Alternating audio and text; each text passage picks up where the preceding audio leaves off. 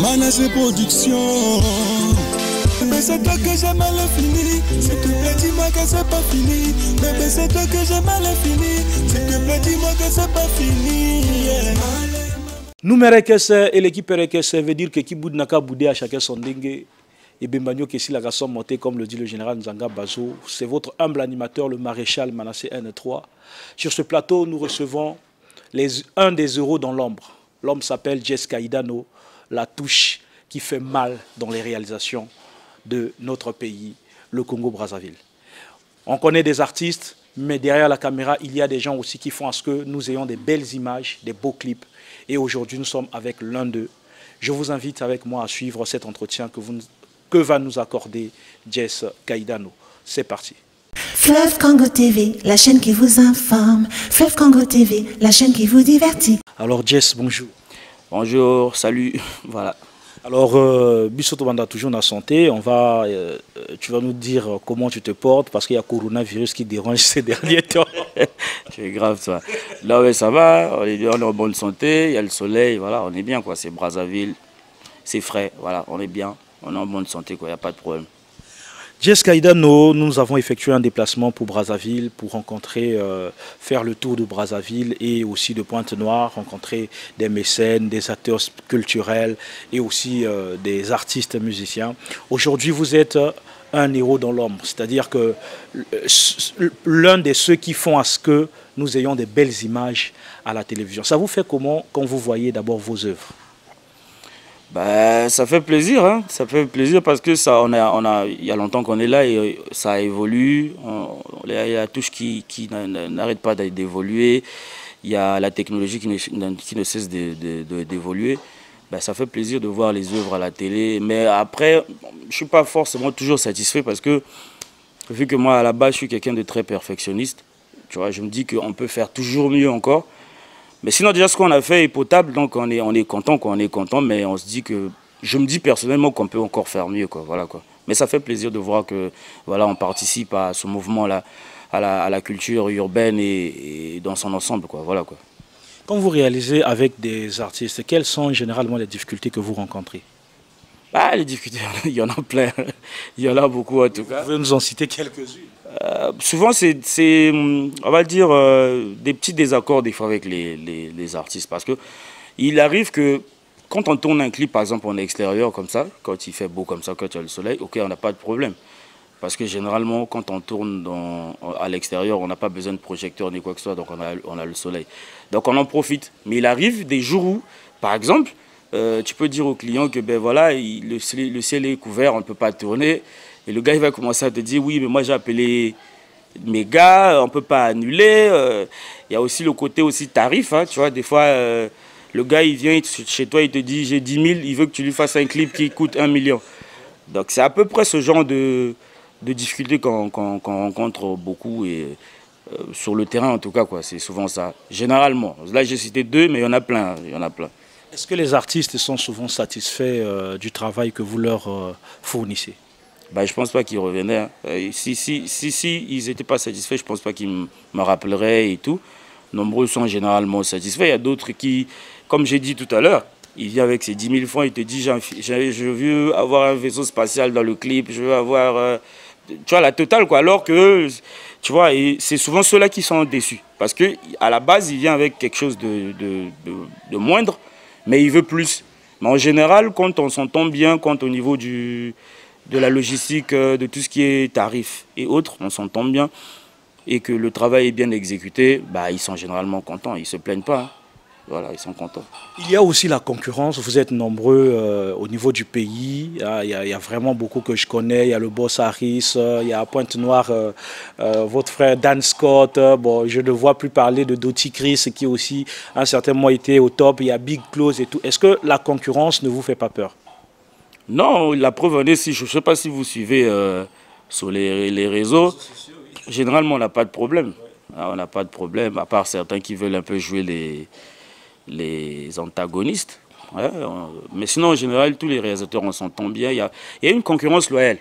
C'est-à-dire qu'on s'observe, on apprécie les uns les autres ce que nous faisons et on essaie de s'améliorer. Parce que chaque année, il y a toujours un gars qui arrive avec un truc en plus et on se dit, ah tiens, lui il est venu avec ça, bon, qu'est-ce qu'on peut faire, qu'est-ce que moi de mon côté je peux faire, où est-ce que je peux m'améliorer, qu'est-ce que je peux prendre de chez lui, voilà quoi. Sinon on a de bonnes relations, hein. Dan, Klaus, tout le monde, hein, on s'entend bien, on n'a pas de problème, il n'y a pas de souci. Y a pas de souci. Vos débuts ont été comment? Comment est-ce que, racontez-nous un peu, comment est-ce que vous avez pris la passion de pouvoir devenir réalisateur? Bon, moi à la base, mon père il est réalisateur. À la base, il était même directeur de programme à TV Congo. Donc depuis que je suis petit, je regardais un peu hein, comment il tournait des spots à la maison. Il lui arrivait de tourner des clips hein, pour la plupart des gars comme Fernand Mavala, paix à son âme, Pembe Chero, à peu près toutes les stars de l'époque. Hein. Il a fait des clips, Zao même le clip Ancien Combattant. Donc j'ai ce truc-là déjà en moi. Ensuite, c'est devenu vital à un moment donné de ma vie. Je me suis dit, bon, on était dans le rap, tout ça, bah, vous savez, à la musique. Hein. On s'est dit, bon, pourquoi? Je me suis dit, comme j'aimais déjà ça, je me suis dit, ben, pourquoi je ne vais pas me lancer? J'avais déjà des aptitudes. Hein. J'aimais bien, j'observais, machin, je faisais Je bricolais déjà un peu. Après, je me suis dit, pourquoi pas me lancer? Et le tout premier client qui est venu me voir, je pense, c'était Migohan. Migohan, par le conseil de Boogie Black, qui sont venus me voir. Ils me disent, ah, ben, on a vu 2-3 trucs que tu as monté, parce que je montais des concerts et tout. Ils avaient aimé. Et ils m'ont dit, bon, pourquoi pas, tu nous ferais un clip, machin. Parce qu'à l'époque, Migo, il avait un problème avec son réalisateur. C'est comme ça que je me suis lancé. Et puis voilà, ça c'est en 2007, je pense, 2007. C'était quoi le clip? C'était L'heure est grave, si je ne me trompe pas. L'heure est grave, ouais. C'était mon tout premier clip officiel.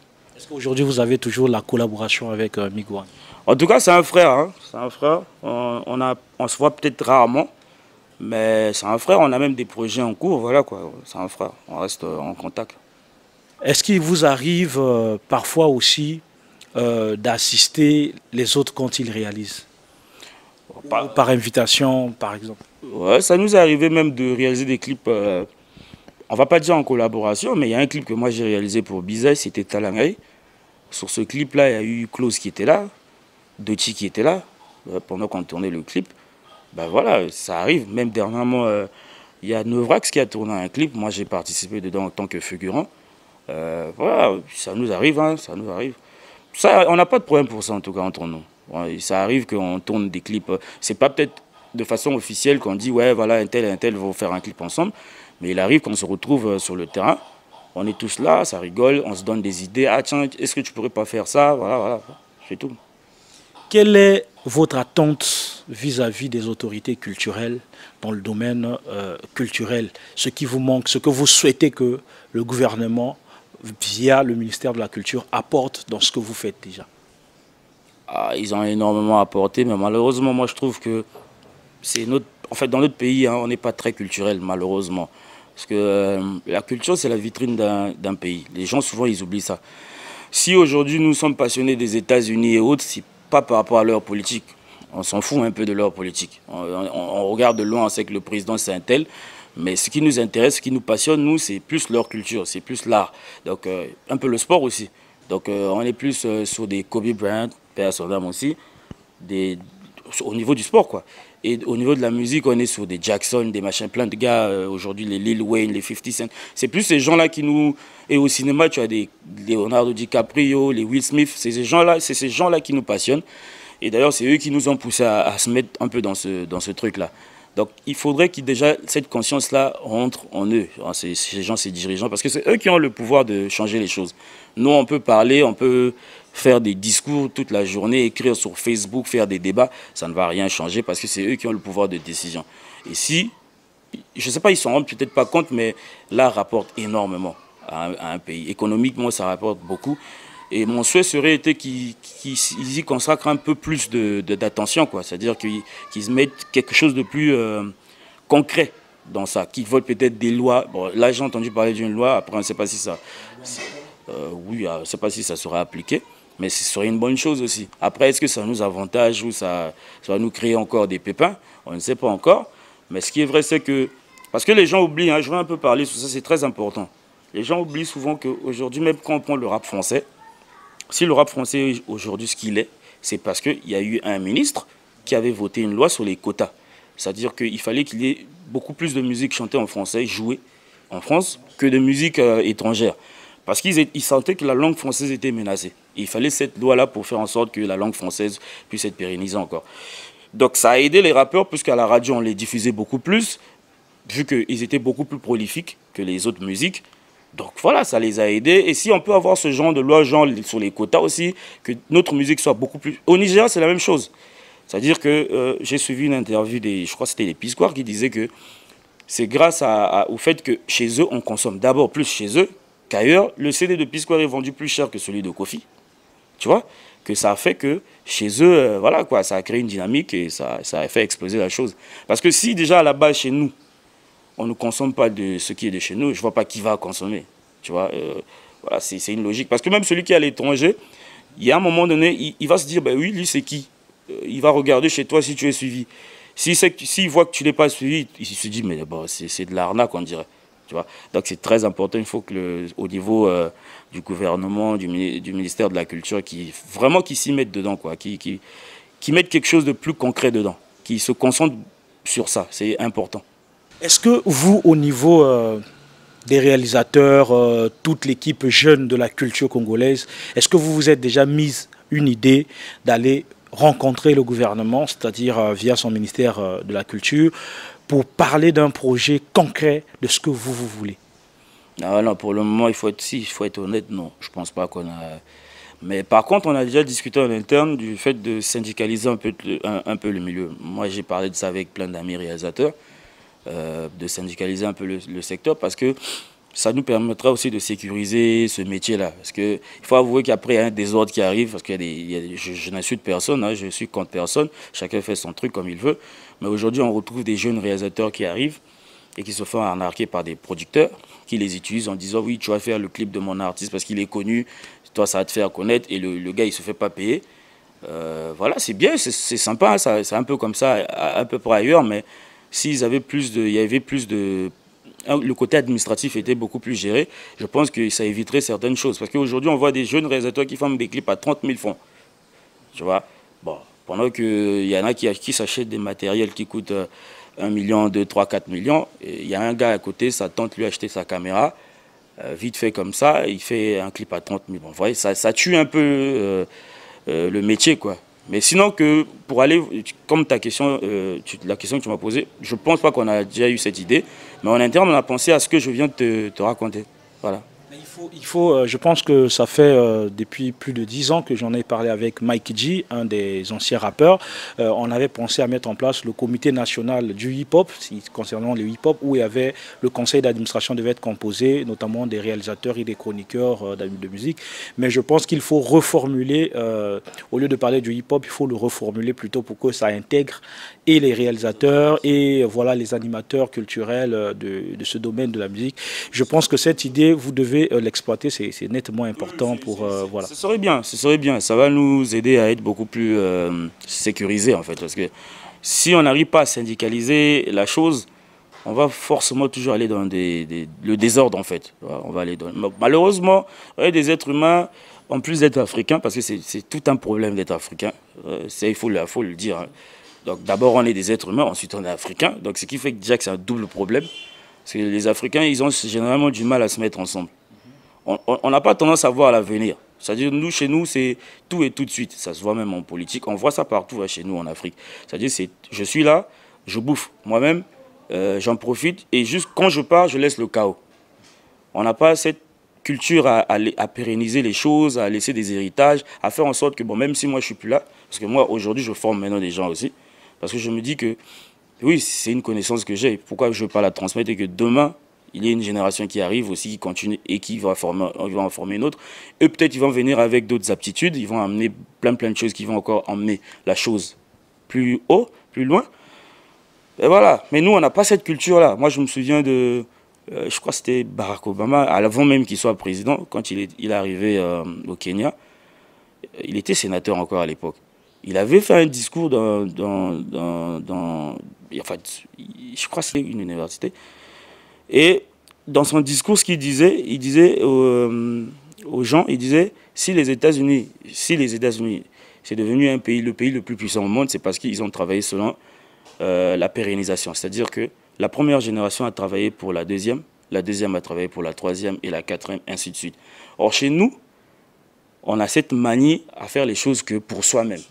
C'est-à-dire, on a cette mauvaise manie de dire, oui, c'est d'abord moi, les autres, ils dégagent.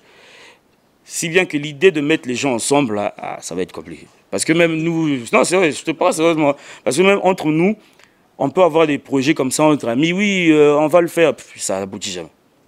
Voilà, donc, on a peur d'être dépassé, d'être... voilà. Oui, on a toujours ce... En fait, on a un complexe d'infériorité. Voilà, il y a ce complexe-là. Ensuite, l'Africain a un côté dictateur, en fait.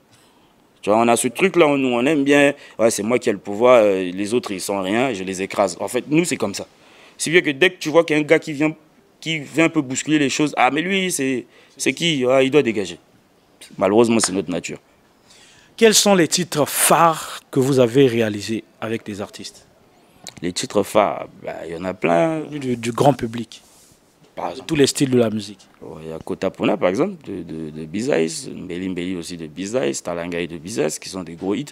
Mokosa de Assis, Deng aussi de Assis, qui a été produit par Sony Music. J'ai fait encore Seto, 100% Seto avec Mobala Bololo. C'est tout. Bon, s'il y en a d'autres, j'oublie peut-être, mais voilà quoi. C'est à peu près ceux-là qui ont marqué un peu l'environnement musical ici quoi. Voilà. Alors, Jess Kaidano, nous sommes pratiquement à la fin de notre entretien. Vous allez peut-être, vous avez certainement un message à dire à l'égard des consommateurs. Donc, qui sont les artistes qui consomment, qui vous consultent et tout, vos clients, et aussi des réalisateurs. Quel est le message? Peut-être que vous avez un message particulier à les adresser et ceux qui voudront bien vous faire confiance dans l'avenir. Bah tout d'abord, je vais te remercier de m'avoir reçu dans ton émission. Et ce que je voudrais surtout dire aux consommateurs, donc là je parle aux fans, parce que c'est eux qui font en sorte que l'industrie puisse fonctionner. Tu vois, nous, les réalisateurs et les artistes et autres ont fourni la matière, c'est à eux de consommer la matière. Et ce serait une bonne chose qu'ils consomment leur matière faite chez eux. Ce serait une bonne chose. C'est vrai que c'est un discours qui revient souvent, oui, consommons chez des Congolais, mais ce n'est pas qu'un discours. Ça doit devenir un mode de vie. Ça doit devenir quelque chose dont on n'en parlera même plus. Ça sera naturel, un peu comme une sorte d'habitude, quoi. C'est-à-dire c'est ancré en nous. On sait que si c'est un de nos artistes d'ici qui sort un produit, on le consomme. Parce qu'en consommant leurs produits, ça permet en sorte que notre culture aille de l'avant et ça permet aussi de créer une économie. Et si les artistes gagnent beaucoup, je pense qu'il faudra aussi plus de clips de qualité puisqu'ils ont un retour sur investissement. Ils viendront vers les réalisateurs et les réalisateurs feront encore mieux leur travail parce que s'ils sont mieux payés, mieux rémunérés, je pense qu'ils feront un travail beaucoup plus évolué encore. Et ça fait plaisir aujourd'hui même de voir que après la SAP, je veux dire après la SAP, et on va parler un peu de politique si on veut ou d'économie, le pétrole et le bois, l'une des matières qui s'exportent maintenant au Congo, c'est la réalisation. Il faut le dire. Parce qu'aujourd'hui, il y a des réalisateurs congolais qui vont tourner des clips avec des artistes internationaux au Cameroun, au Gabon, même en France, hein, tu vois. Voilà, on nous contacte même depuis la France, des gars qui ont tourné leur truc, qui veulent qu'on les monte ici. Il y en a qui descendent carrément pour venir tourner ici, et c'est déjà une bonne chose. Enfin, je pense qu'on peut faire encore mieux, parce que le Congo, c'est une terre culturelle à la base. Je ne sais pas pourquoi les gens ils veulent effacer ça, mais voilà. Donc le message que je vais adresser aux fans, c'est ça, et aux réalisateurs, c'est que continuons à faire notre travail encore plus fort, cultivons-nous, comme on a l'habitude de le faire, poussons la chose encore plus loin, parce que je pense qu'on a un avantage sur beaucoup de gens.